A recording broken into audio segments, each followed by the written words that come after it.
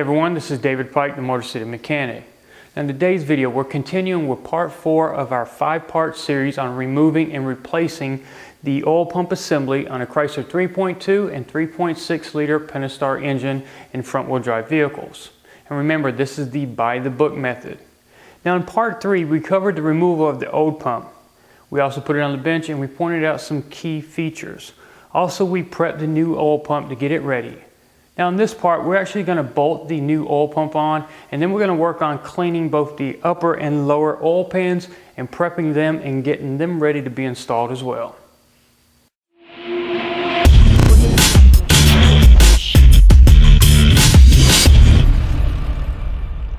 So now we're ready to install the oil pump onto the engine. Now as we're going back in, we want to kind of guide the wiring or that connector close to where that hole is on the side of the block. Now we'll use something like a pair of needle nose pliers later to kind of guide it further and push it through the outside. But for now, we just want to get it close. Now what we're going to do is we're going to line up the dowel pins on both sides of the block that I showed you earlier.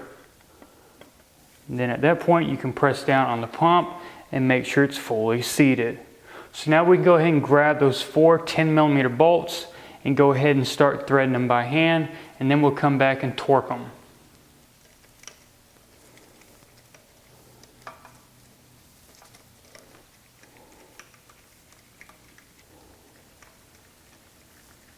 Now the torque for the 4 10mm bolts is going to be the same as that pickup tube, 106 inch-pounds. 106 inch-pounds, not foot-pounds. Make sure you grab your torque wrench and start working around, tighten everything up. It doesn't hurt to go back and double check.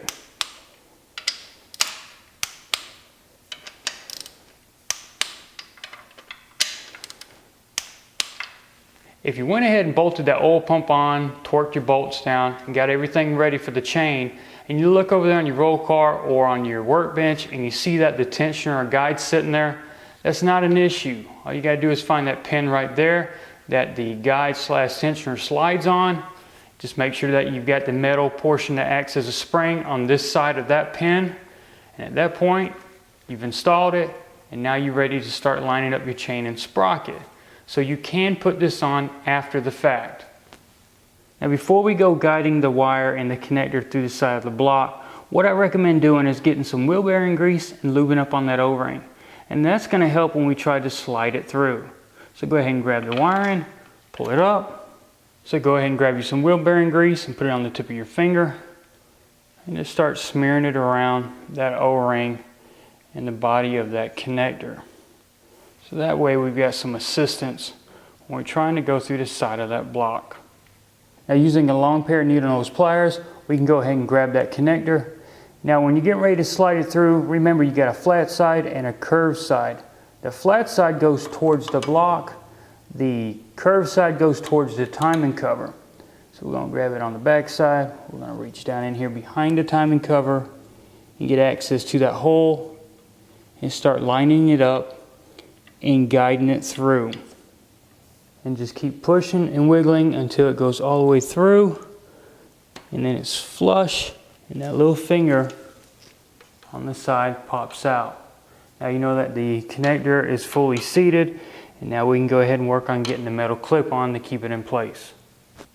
Now grab that metal clip with the same tool that you took it off with and slide it over the body of the connector and push until it locks into place.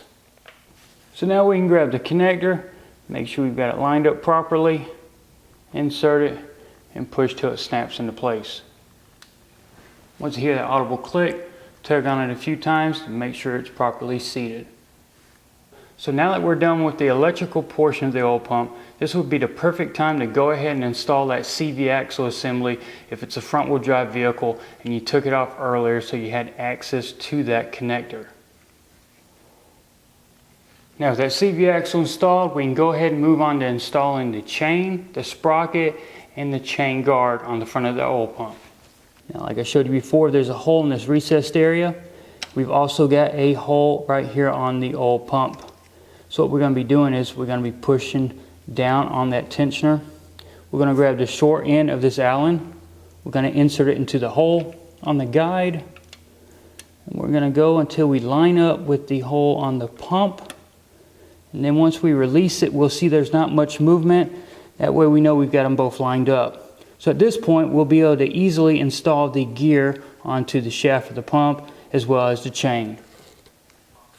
Now when I come back to what I mentioned about that recessed groove, if you look at the other side, the gear is actually smooth, it's flat. So we've got a flat side and we've got a recessed groove side. Now what I've learned while working on different vehicles is I find it both ways. I will take that cover off, look at the gear, I might see the recessed groove facing outward. Others I might see the smooth side facing outward. I've looked in the service information and there is no mention on which way is correct. So what I recommend doing is before you take it off, pay attention to what side you've got. If you need to take a picture of it, so be it. So if the recessed groove is facing outward, install it that way. If you take it off and the flat side is facing outward, install it that way. What I've done to kind of help me install it is I've rotated the shaft on the pump to where that flat area is parallel with the timing cover right here.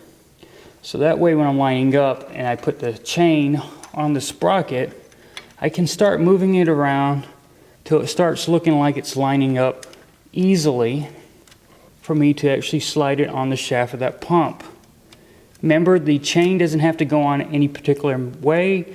However, the pump does have to line up with the gear, and that's that flat area I was telling you about.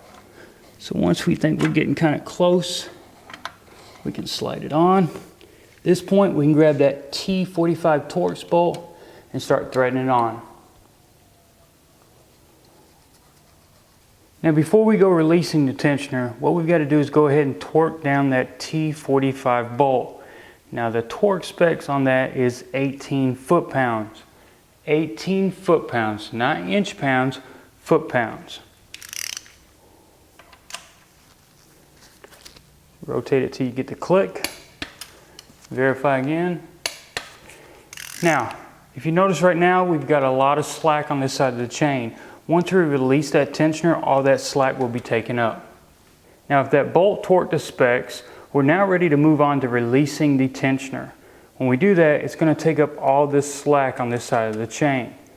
Now, to aid in removing that pin, what we're going to do is we're going to push the tensioner over slightly and then wiggle the pin out and then release it. And then as we rotate the gear a little bit, it's going to start taking up all the slack in that chain.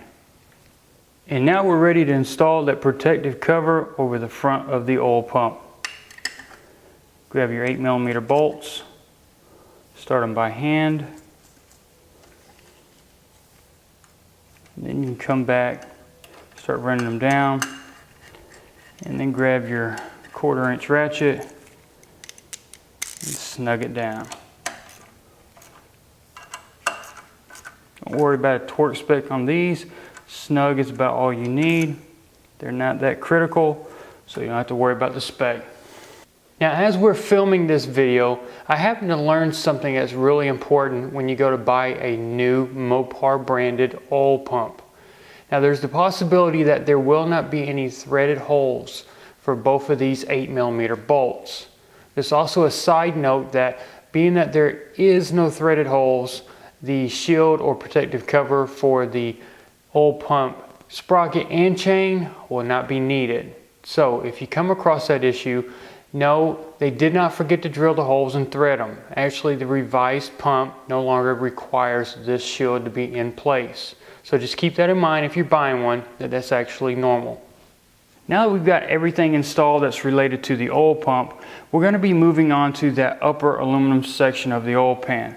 But before we do that, we've got to clean the surface on the block that it makes contact with. Once we clean that surface, we've also got to clean the other surface that the stamped steel pan bolts to. Now when it comes to removing that old 3-bond adhesive from the block, the upper aluminum pan, and that lower stamped steel pan, Chrysler has a procedure they want you to follow. Now they don't want you to use any kind of abrasive discs, such as those roll-lock discs that you can put on an angled die grinder or drill. Now what they recommend using is rubbing alcohol, a wooden scraper, or a plastic scraper.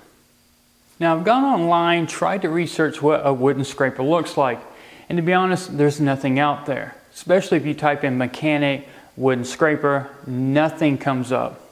So the only thing I find that looks sort of like a wooden scraper are the wedges that they sell at your local hardware store for leveling up either cabinets or your door jambs. Now they're about as sharp as I can find. They don't work that great. Now the alternative that Chrysler recommends is the plastic scrapers. Now most local auto parts stores don't carry these. I picked these up at Harbor Freight. They're about $13 and they come in a variety of different widths. I've used those in the past. They don't work that well. So you're going to see me use different methods throughout this video. I'm using what works best for me. Now understand that's what they recommend, but like I said, some of this stuff sounds impossible. Wooden scrapers, I can't find any. And you're not going to find any of this stuff at the local parts store. So you're going to see different methods. I'm using razor blades.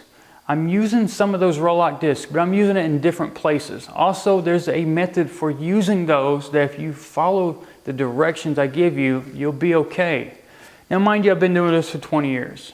I know what kind of pressure to apply to a drill or angled die grinder when I've got a roll-lock disc on it.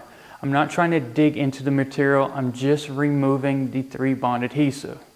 Also, there's some sanding pads you can use. Now, I know the word sanding pad sounds very abrasive, but these are kind of like the pads that you use for cleaning your skillets or your frying pans when you're washing dishes. They don't dig into the aluminum and they actually can remove that 3-bond adhesive. So you'll see me use that throughout this video. So I know someone's going to leave comments below this video about don't use this, don't use that. I'm just telling you what works for me. In the end, I'm giving you a lot of different items you can try, and I'm going to leave it up to you. Just remember, you're the one working on it. If you cause any damage, you're the one fixing it. So use whatever method works best for you. So what you're going to have to do is go around the outside edge where that pan makes contact with the block, and we've got to scrape up the larger pieces of that 3-bond adhesive. Now the best way to do it that I've found is just a razor blade and just kind of find you a corner to get started, get up under and slowly work your way around. Be careful not to cut yourself. Don't make any deep scratches or gouges in either the timing cover or the block. And just take your time and go all the way around the perimeter. Now there's going to be some areas that are kind of tight to get to, so just use your best judgment and use whatever tools you can. If you need to take the razor blade out of the holder, so be it. Just be careful not to hurt yourself or damage anything on the block.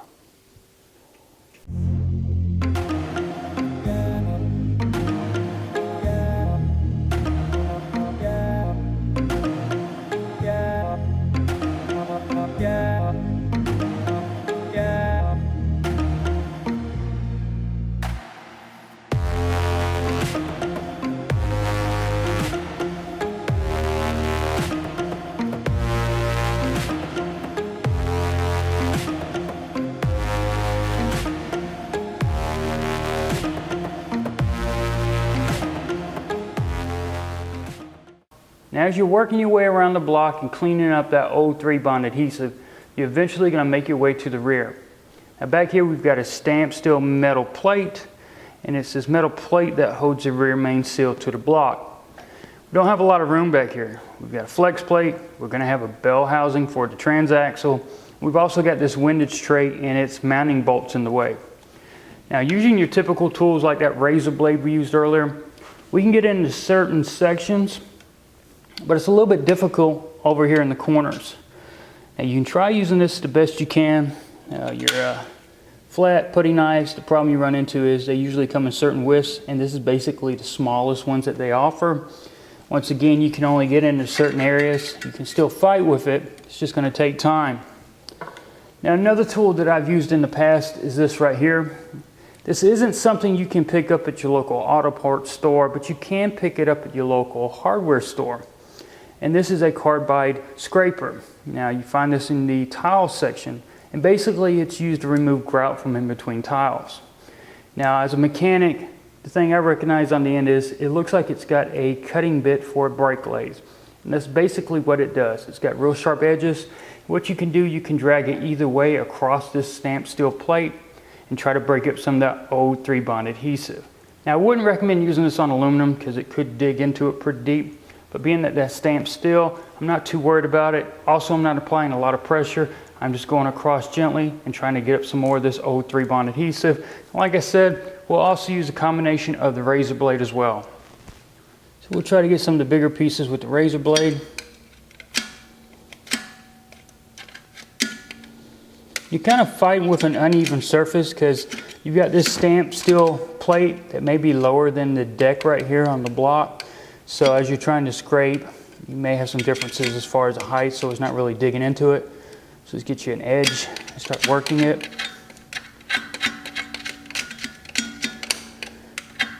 And let's get most of the bigger pieces.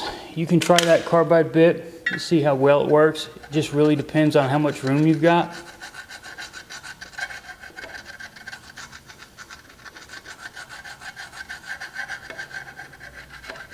And once you get a lot of the bigger pieces off, the finer stuff isn't really that hard to get to. And we'll actually show you something you can use for that. Now this is a sanding pad that you can pick up at your local hardware store. This one's made by 3M.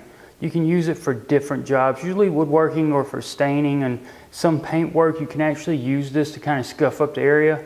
It works great on the aluminum surface because it doesn't really dig in like sandpaper or any other kind of abrasive pads. We can also use it for the stamped steel back here.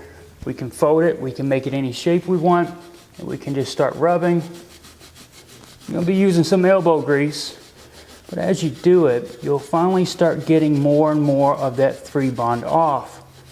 You get to a point where it's not doing too well, you can grab you another section, fold it again, and just kind of work it around. Just take your time. Eventually, you'll get the majority of it off. Now, you're not probably going to get all of it off, but we just want a nice, clean surface that we can start fresh with when we put that new bead of 3-bond adhesive down. So now that that stamped steel plate for the rear main seal has been cleaned off very well as the gaps in between, we're going to use that same sanding pad and we're just going to go around the edge, all the way around the block, and just do a final prep, get any kind of residue or anything that's left from that 3-bond adhesive. That way we got a nice clean surface.